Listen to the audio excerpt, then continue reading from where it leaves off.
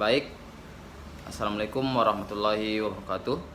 Perkenalkan, nama saya Risa Syahnur, NIM channel 1171506.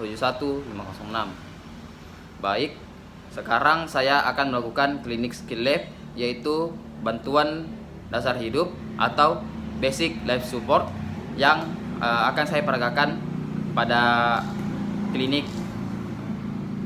Nah, mungkin langsung saja masuk dalam. Baik, di sini saya akan melakukan bantuan hidup dasar atau biasa yang kita kenal basic life support.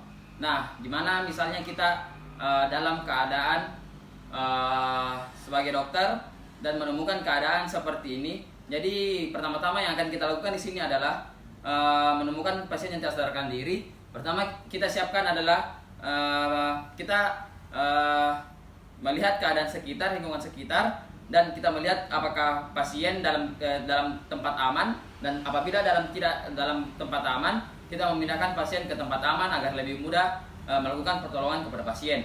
Nah, setelah memastikan lingkungan untuk pasien aman, selanjutnya kita akan melakukan cek kesadaran dengan cara AVPU, yaitu alert verbal, pain, dan unresponsive.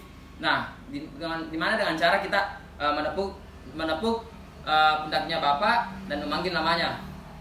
Pertama kita memanggil namanya, Pak, bangun Pak. Pak, bangun Pak. Pak, apabila pasien tidak sadar dan menepuk dengan keras, kita akan mencubitnya untuk rangsang nyeri. Pak, bangun Pak. Pak, bangun Pak. Apabila respon tidak ada, maka di sini kita melanjutkan dengan pemeriksaan ABC, yaitu airway, breathing, and circulation. Di mana di sini airway kita melihat jalur nafas pasien.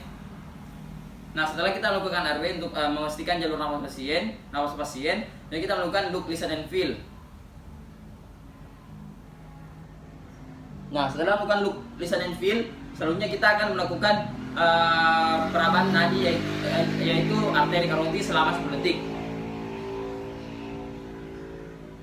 Nah, setelah pemeriksaan nadi karotid tidak teraba, maka di sini kita akan melakukan RJP, yaitu resusitasi jantung paru, di mana di sini kita akan melakukannya dengan cara kita melakukannya di tempat lantai yang keras, dan kita usahakan untuk membuka baju pasien. Anggap saja saya telah membuka baju pasien dengan posisi kita di sebelah kanan pasien, dan kita menekuk lutut kita dan dada tegak seperti ini, dan kita melakukannya di dua jari di atas processus symphodeus, yaitu bagian sternum. Nah, setelah kita mendapatkan posisinya, kita akan melakukan dengan menyimpan tangan yang paling kuat di bagian bawah untuk melakukan penekanan. Nah, di sini kita akan melakukan penekanan yaitu 30:2, di mana di sini 30:2 adalah 30 untuk mengkompres dada, dan 2 kali ventilasinya, yaitu ventilator menggunakan mouth to mouth, atau juga bisa kita menggunakan mouth to mask. Nah, di sini saya menggunakan teknik satu orang dengan saya menggunakan ambu bag untuk ventilasinya. Nah, di sini kita melakukannya 100 kali per menit dengan 30:2, dan kita melakukannya sebanyak 5 siklus. Kita melakukan penekanan sedalam 5 cm. Kita melakukannya dengan badan tegak dan mendorong ke bawah sedalam 5 cm. Setelah 30 kali, kita menggunakan ambu bag. Kita menggunakannya sebanyak 2 kali. Nah, setelah itu kita melakukannya lagi sebanyak 5 siklus.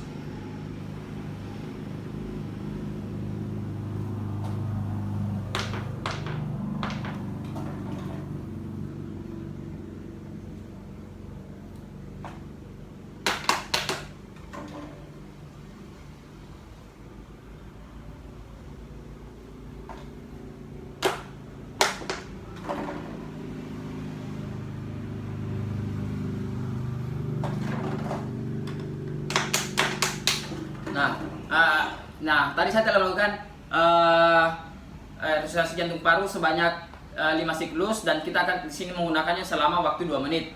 Nah, setelah itu kita melakukan lagi ABC, yaitu airway, breathing, and circulation. Kita lihat jalur nafasnya. Setelah kita breathing yaitu dengan teknik look, listen, and feel. Nah setelah itu kita melakukan pengecekan arteri karotis. Nah di sini sudah teraba arteri karotis dan jalur nafas sudah ada dan nafasnya sudah ada. Apabila contoh di sini kita akan mengambil apabila pasien tidak dalam keadaan sadar, maka kita akan melakukan RJP ulang yaitu dengan sebanyak 5 siklus. Nah setelah itu setelah kita melakukan RJP, selanjutnya kita akan melakukan recovery position dengan cara seperti kita menyimpan tangan kiri pasien korban sebelah kiri, lalu kita menyandarkannya, menjuluri bagian pipinya pada tangannya, dan kita akan tangan satunya kita simpan di atas badannya, dan lalu kaki yang bagian atas kita tekuk dan bagian bawah untuk tempat sandaran kaki yang telah ditekuk.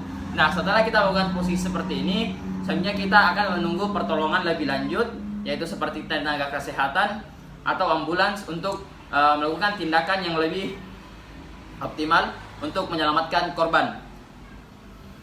Baik, mungkin itu saja yang bisa saya lakukan untuk pertemuan kali ini. Kurang dan lebihnya mohon dimaafkan. Wabillahi taufiq wal hidayah. Wassalamualaikum warahmatullahi wabarakatuh. Dan terima kasih dok.